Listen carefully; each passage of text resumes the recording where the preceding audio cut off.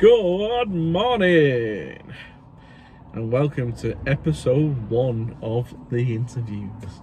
Yeah, so I wanted to make a little mini series of interviews, interviewing other couriers, CX couriers, courier companies and YouTube couriers. Obviously I'm going to start out with one of the new and big upcoming YouTube couriers. He's the big funny man. He's Dave at Anvil Logistics.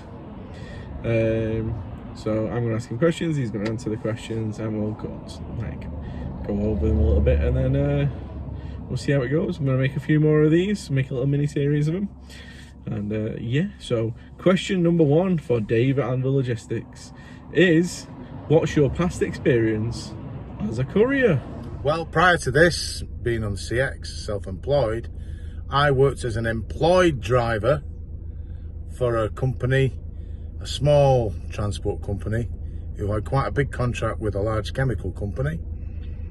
And I started as a driver, became a driver supervisor at the Manchester depot, and then became operations manager working from the East Midlands. A small company, so I still did quite a bit of driving as well, but I used to organise the drivers in the morning, make sure the loads are going where they need to go, take care of any same day needs that might come either between the drivers and myself, or it was subbed out to subcontractors.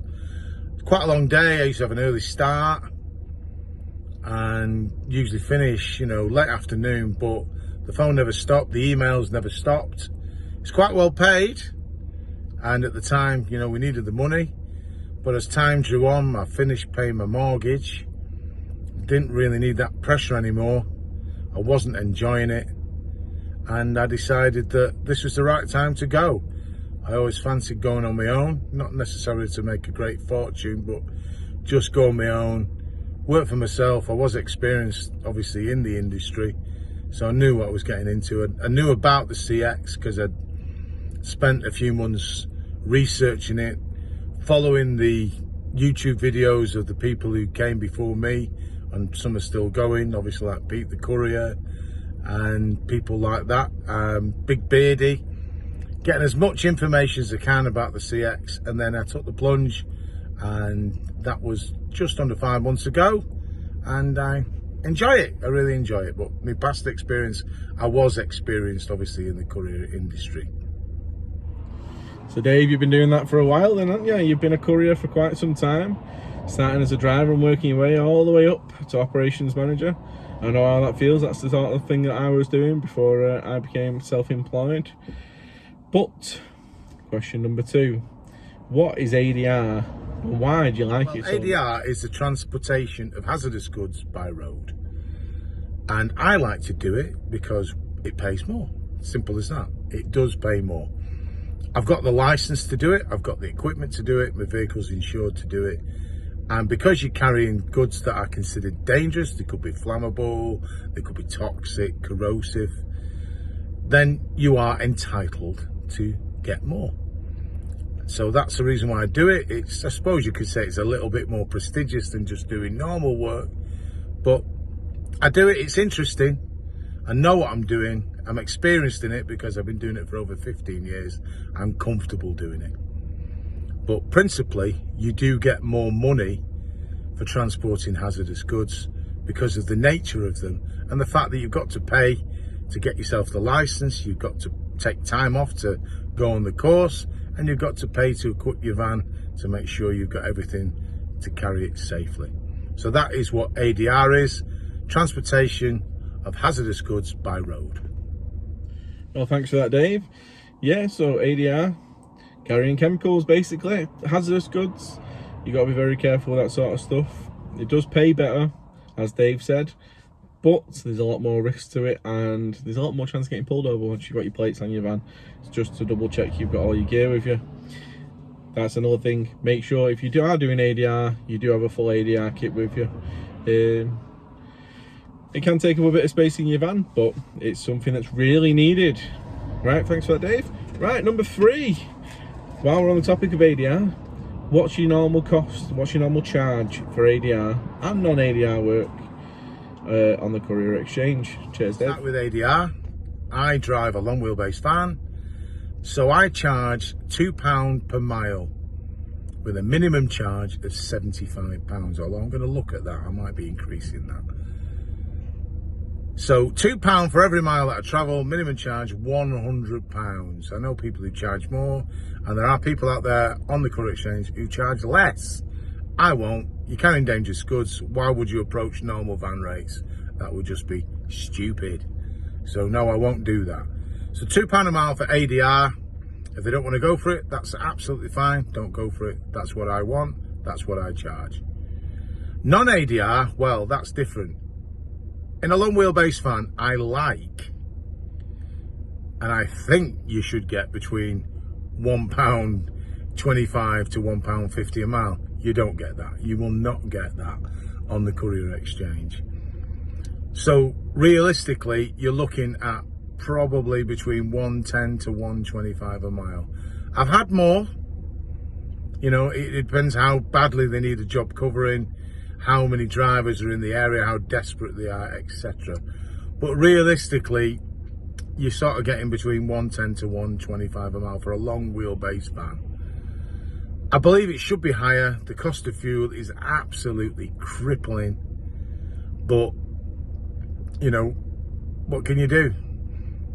So 110, 125 for a long wheelbase van. Obviously it goes down the smaller the van, but I can only speak for the type of van I drive. I'm currently in a small van and I'm getting ridiculously low prices to get any work, which is just absolutely stupid. But for what I normally drive, which is a long wheelbase van, those are the kind of prices. Thank you. Well, thanks for that, Dave. Yep, completely agree. £2 a mile for ADR is a good rate. It's what you should be charging. You are carrying chemicals at the end of the day that are hazardous, so you shouldn't be charging your normal fee. 110 to 125 a mile for a long wheelbase. I'll be honest, sometimes I do struggle to get 110 a mile for return loads home when I am using the CX, but £1 a mile to 125, I agree with you. Right, I had a driver delivered to my house, and I noticed that he had an ADR kit in the back of his van, so I started asking him if he does ADR work, and he said, yeah, I do ADR work, but I'm really struggling to actually get decent rates on it. I went, all right, what do you charge? And he went, £1 a mile. I said, you charge £1 a mile to carry hazardous goods? He went, yeah, but I don't really get the jobs that often. I was like, well, yeah, you should charge a lot more than that anyway. I said, like, dangerous goods, you charge more than that for a normal load, so why charging so cheap for dangerous goods? And also, Dave, I do agree with what you said. The prices on the Courier exchange are low, but in the current state of the economy, I can't see them rising anytime soon. Customers want to stay as cheap as possible because everyone wants to keep their cash flow as much as possible whilst we go through a possible recession. So, not perfect, but it's just what happens, isn't it? So, right, question 4. What made you start a YouTube channel, Dave?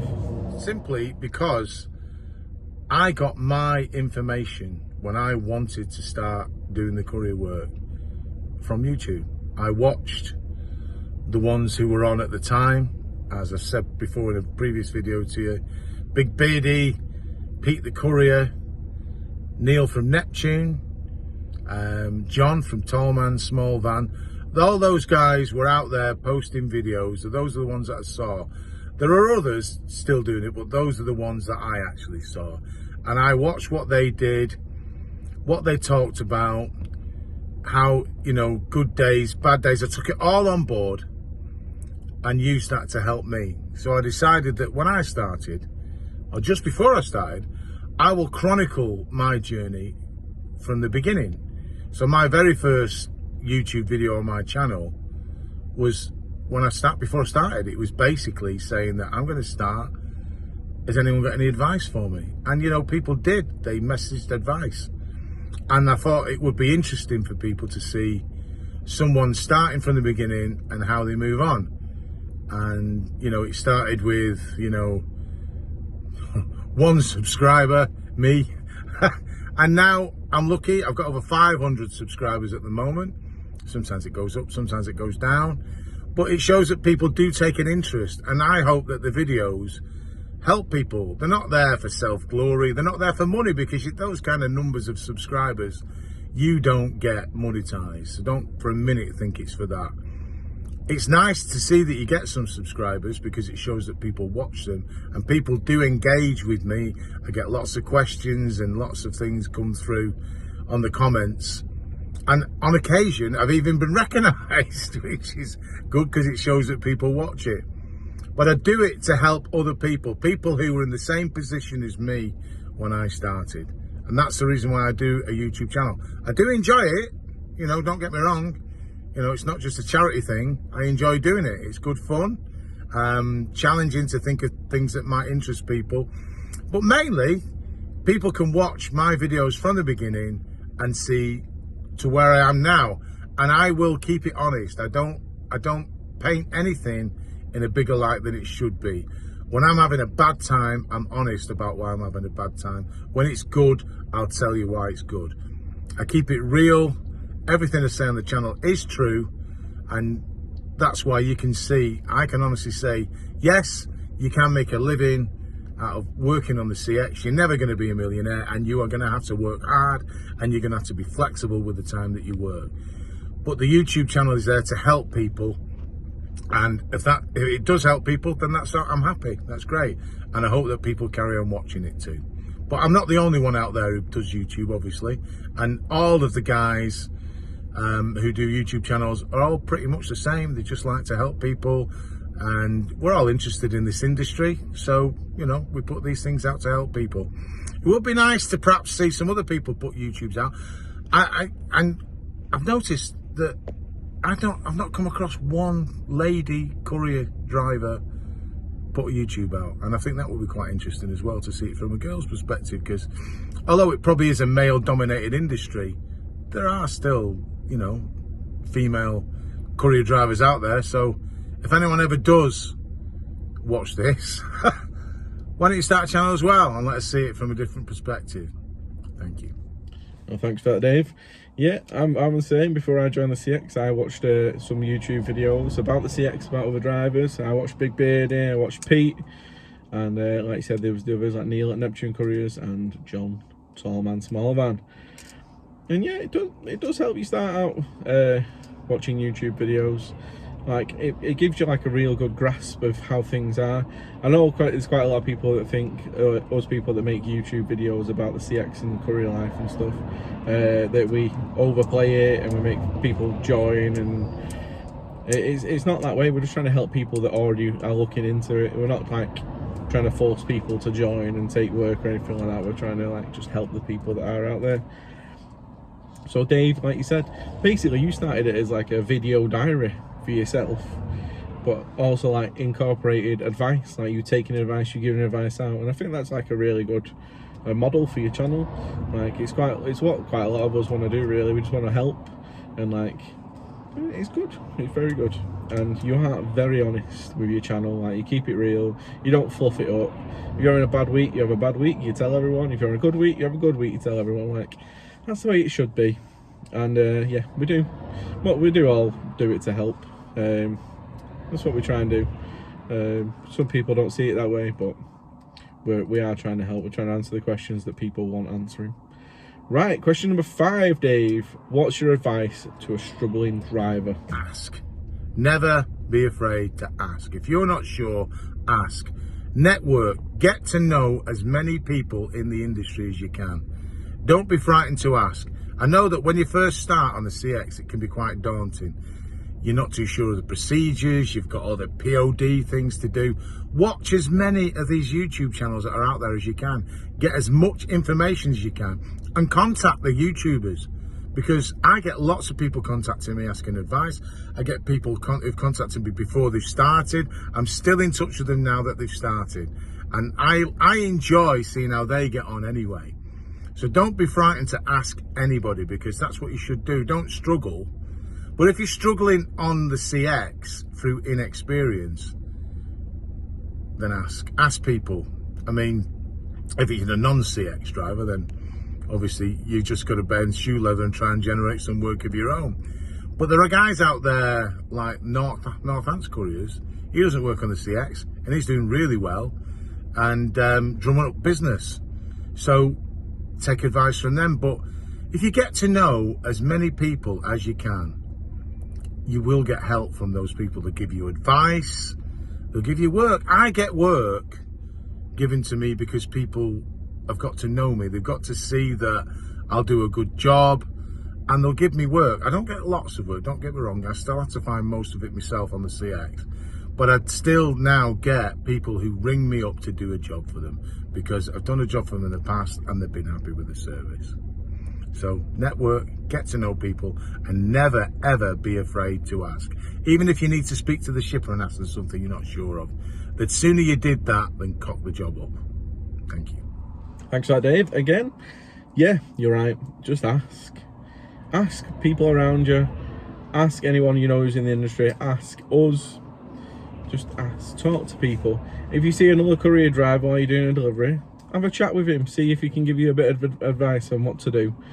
Like, there's people out there that are doing well. There's people out there that are struggling. Like, if you don't know anything and you're jumping straight into this, talk to people. Ask. Even if you're, like Dave said, if you're on a job and you're struggling or you need to know something, the shipper would rather you phone them and ask the question than you get it wrong, because that could be a nightmare for everyone. And no offense, Couriers, he is doing really well. He's not on the CX. He has just put his foot down, walked around, spoke to potential new clients, and that's how he gets his customer base. And that's how anyone can do it. You can do it that way. You can do it via the CX. You can do it in multiple different ways. You can go out leafleting and talk to people. Just ask the question, and it makes your life a lot easier. Right, Dave, question number 6. What's your worst and what's your favourite thing about Courier? Well, the worst thing, I think, is the same with everyone. Traffic. I get stuck in traffic. I can't stand it. Gets on my nerves. Favourite thing is the variety. The fact that you're on the road and you're out there, you're doing different things, and you've got freedom. You're on, you're driving about, you see lots of different sites, and that's my favourite thing. But definitely the worst is traffic. And also, if you're talking about the courier exchange in particular, I'm not a big fan of the payment system. I think some shippers leave it too long to pay you. I don't like having to wait so long for the money. It takes you 2 or 3 months to kind of get yourself straight. But when it comes to actual courier work itself, the worst thing for me is traffic. Getting caught in traffic, it can kill you. It can really affect your profits that way, because what you think would be a 2-hour job can turn into a 4-hour job, and it just can sort of like ruin your day. But on the whole, it's mainly positives for me. I love driving anyway. I love being on the road. When you're driving, you've got a distance to drive. You can ring up people, talk to your mates, talk to your friends and family. You get to see different places, and I absolutely love it. You're not stuck in the same place 9 to 5 every day, doing the same thing, surrounded by the same people. So the best thing is the freedom, most definitely for me. I couldn't agree with you more there, mate. Freedom, being your own boss, choosing your own jobs. That's what makes this job good. But you are correct. Traffic is a nightmare, and if you get stuck in traffic for too long, it is going to increase. It's going to affect your profits, because you're not going to be able to do the work, are you? You're not going to be able to pick that extra job up if you're stuck in traffic for 2 hours. It's a nightmare. And yeah, the variety of work's good. You get to see different places, you get to do a bit of sightseeing, you get to see the sea. Literally, you get to go everywhere. Anywhere you want to go, you can go. You can find a job there. Like, you can go to Cornwall, you can spend the night there, have a wander around. You can do whatever you want in this job, as long as you're earning money as well at the same time. Right, so question number 7 for you, Dave, and the final question: why did you choose the courier life in the first place? Well, I chose the courier life, which I probably explained a bit in my previous questions, simply because I've got to that age where my children are now grown up. 2 are still at home without much hope of them ever leaving, but they're financially independent now, or allegedly so. And I didn't want to work for somebody else anymore with the pressures of the job, but I did want to carry on doing some driving. So the courier life to me was an obvious choice. There's different types of courier work. that obviously don't interest me. Multi-drop, absolutely not interested, because that's just monotonous. Same thing, same day. I like the same day stroke next day courier work.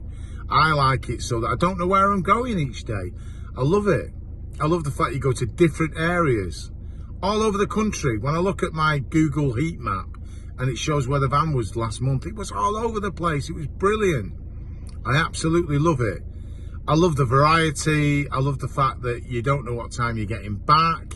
You don't know what time you're getting up sometimes. Everything. I like the fact that sometimes you stay out. It's all an adventure. So yes, it can be hard work. Yes, it can be long hours, but it's not boring. To me, it's not boring because I go to different places. And that's why I chose the courier work. The freedom to do what I want, to work when I want, and if I want to be off, I'm off. Because now I'm older, I've got that freedom. I don't have as much financial responsibility. I don't have young children where I've got to worry about getting back in time to pick them up from school or get them to school. I don't have that. So I chose to do this because I can work it around my own life. I'm in a band, so if I want to finish early because we want to rehearse, I can do that. You know, if I want to start late because we've had a gig the night before, I can do that too. So I can work this job around my personal life rather than the other way around. So that's why I chose to be a courier. I hope that all your questions have been answered, James, and I hope they're quick and concise to the point and you weren't too bored, everyone. Thank you. Well, thank you, Dave, for answering all them wonderful questions. Yeah, as you said, the freedom of the job that it gives you, it's just, you can't compare it to anything else. Like, you choose your hours. You feel a bit ill, have the day off. You want a day off with the family, have a day off. You want to take your wife on holiday, have a day off. It's all the things you can do. And if you are like Dave and you're in a band, obviously the day after gigs, you don't want to be on the road at 3 o'clock in the morning, 4 o'clock in the morning. You can have a lie-in, start in the afternoon, get the work in the afternoon, get out there. And if you are interested in what Dave's band is, it's called the Anviliers. They're on YouTube as well. You can check them out. So yeah, thank you very much for that, Dave. I hope it gives people a little insight into you, into the courier industry, and into into the courier life really, and why you might want to choose it.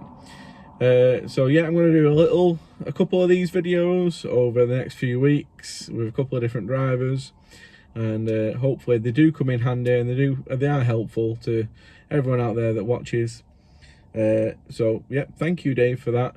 Please do like and subscribe, and I'll catch you in the next video. Bye bye.